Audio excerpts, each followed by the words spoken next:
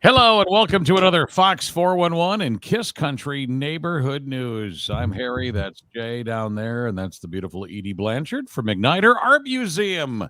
This Thank you is so all much being brought to you by, I'm sorry, what's that? I was going to say thank you so much for having me. No problem. We want to thank CG Public Health. They are the ones that sponsor this, and we appreciate them very much. CG Public Health out of Plaza West Shopping Center next to Hobby Lobby out there. cghealth.com online. So, yes, welcome. Are we that close to fall? I think we are technically in fall. Okay. I think, yeah, well, the pumpkin spice already started. Yes. Yes. Thanks, It's pumpkin spice everything. And yeah. I have to say, I like fall because basically I like it when the bugs die. Well, that's I can true. be outside without being eaten alive. Yeah. And Jay and I love fall just because football. That's Right. true. That's right. That's Yeah, right. football and campfires and all that stuff. And There's got to be a little bit of you, though, that probably, because we're going to talk about Artober, which is coming up here. Yep. And I don't know, personally, since you just said what you said, do you like Artober a little more than the thing you do in June, the big McNider Fest?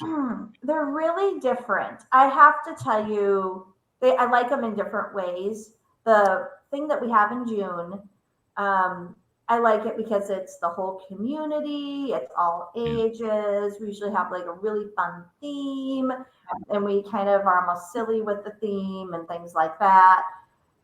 Artoberfest is totally different. That's sort of like when we put on our little tuxedo as a museum and we, raise money for the museum, but also for adults, it's a night out. It's a big party. It's a fantabulous event that we have at the museum every year. And it's different. It has, really fun food for fall that's always like that pumpkin spice theme stuff that people talk about. So I like them differently. Yeah. Love it. Yeah. And then of course there's big times at Christmas time, but yes, we have holiday open house. Yeah. And that also was really different because the museum looks so beautiful in the snow, and we have so many people bring their out of town family members here for that weekend. I mean, we will have, in probably 3 short hours, we will have over 600 children through the building. Gee, wow, that's crazy. Yeah. Whereas if you think about festival, we have thousands of people, but it's on the lawns of both the library and here, and it's throughout a whole day. So it's not quite as intense of a small window of time. But if they were all my children, I love them equally. How about that? Very good. Well, the big date we got to talk about is what, October 13th. Is that right? Yeah, so that is the big day this year. So Friday the 13th, no Crystal Lake vibes here. No ghosts. I'm a huge horror movie fan. So I thought it was kind of funny when some of the board members were suggesting that we have how they have photo op booths, with the different props. They were like, we should do one for Friday the 13th, a photo op booth. And I'm like, yeah. So we're going to try to do stuff like that. Kind of tie it in. Little Jason in the background. Yes. Right. Yes. So it's fun. It's always a fun time, no matter kind of what the theme is. But this year, it's going to be Friday the 13th. So kind of that spooky vibe. It's a little bit different this year. We're trying something different. We've done music for many years, but we had someone suggest that we hire a local comedian that's in the area. You guys may know him, Dave Peace. And so, and I mean, he's more than just locally known. He's nationally known, actually. And so we're lucky enough that he was available, and he is going to come to our event and do a show at the end of the night. So it's going to be a good time. So for these events that you have, Edie, do you have a cost to get in? Yes. So for Artoberfest, it is $50 a ticket because it is a fundraiser. And those tickets are available at Hy-Vee East, Hy-Vee West, Mormon Clothiers, and the front desk of the museum. You can get them there, and you can actually buy them online now too. Okay. What's some of the menu?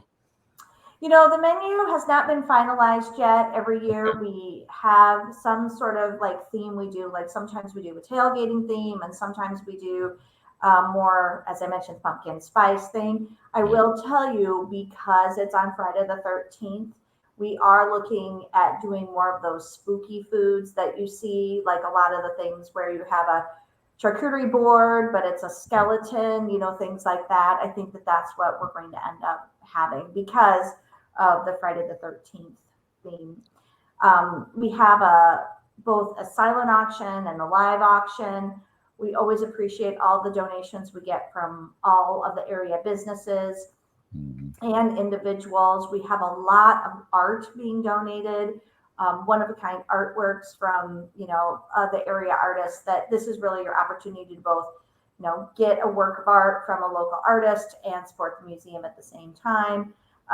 But in general, it's just a great time at the museum. And we have so many people that come to us and say, beside it being a fundraiser, they just enjoy coming to the museum. Sure. If you come here, we will have the whole walkway going up to the building decorated, the whole building lit up. Inside is decorated. We have Susan Moorman decorates our grand staircase, and we have a whole team of people that decorate the inside of the building. And so it definitely has that magical fall feel. I think we've always said in the past, Edie, it'd be so cool to have a haunted mansion in that. I know. And we're trying to figure out a way to do that because we have like these small rooms, like how to use them up, to do like. That could be such a huge money raise. That could be a huge fundraiser. And also, our friends over at the Park Inn do a murder mystery tour. So we obviously do not want to step on their toes at all. But I do think that there are some opportunities with stuff, for this weekend, that we will incorporate that will be a little bit different than normal. So. Do you have any ghost stories? Oh, ghost stories. I will tell you, I get asked this a lot, and I will just say there have been some creepy goings on in our building. I think it's really hard if you have a public building that sees as much foot traffic. I mean, we have 30,000 people a year through our building. Sure. We have, 1,200 different artifacts. It's impossible to not have some sort of tie to something. I'm a believer in ghosts, but I think that, You are or you're not? Oh, yeah. There can be a creepy vibe here. There can be a creepy vibe. And, we've had staff say, oh, there's creepy stuff here, every once in a while. So. Like what? Like what's happened? Now I'm curious. Well, we have just had, That's just shade peeking through your window. Odd noises and things like that, I would say. Odd noises. Okay. Nothing specific. I wouldn't say we've seen anything, but I have had staff, and I don't want to say their, name or anything like that or call them out, but we have had people that have worked here that have said, oh yeah, definitely, if I was working late or whatever, it's weird stuff has happened here. So yeah. They say that about even the building here. The building there, and an odd, weird old energy, right? Yeah, I guess. Yeah. And I think, how old is the McNider?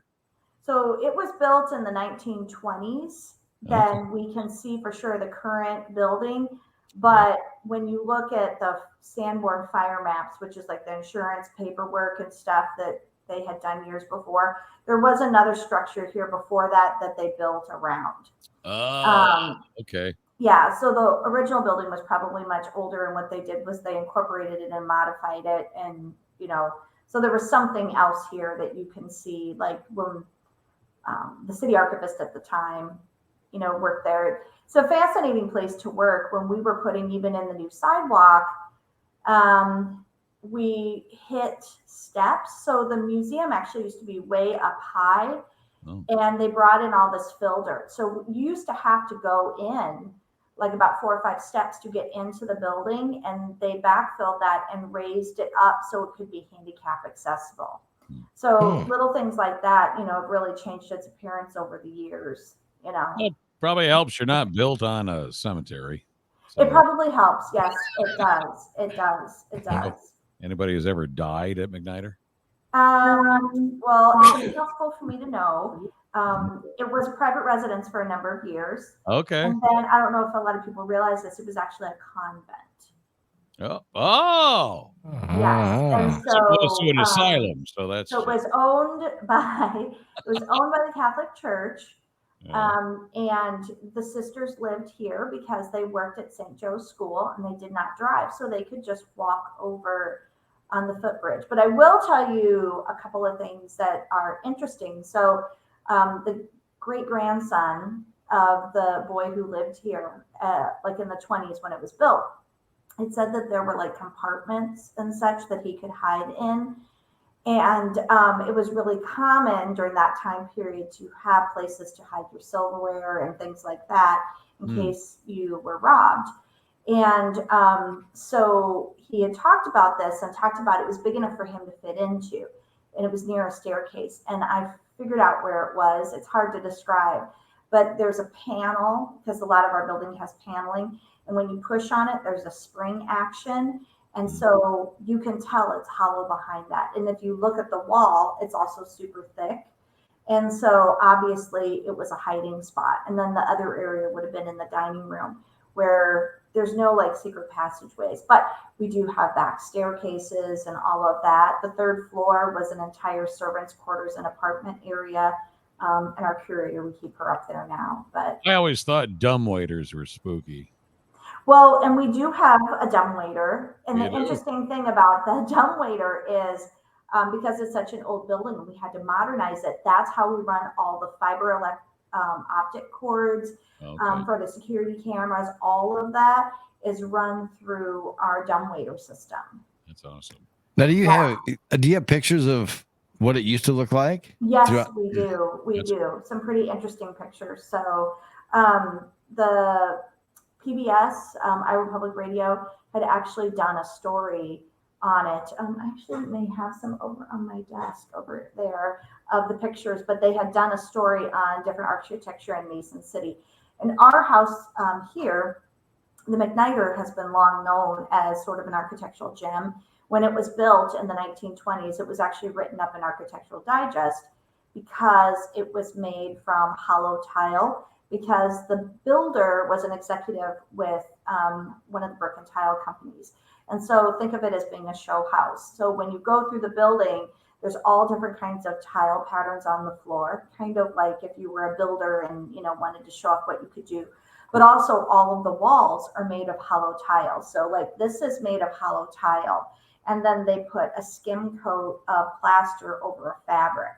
And so there's no insulation. When I knock on this, that is not plywood, or that's not drywall, and that's also not plaster. It is tile. That is tile. Wow. And so the entire building is hollow tile. When we were installing a safe a number of years ago, we tried to put it in the floor and like the tile would pop out. So we had to put it into one of the addition areas because, you can't put it in where there's a tile.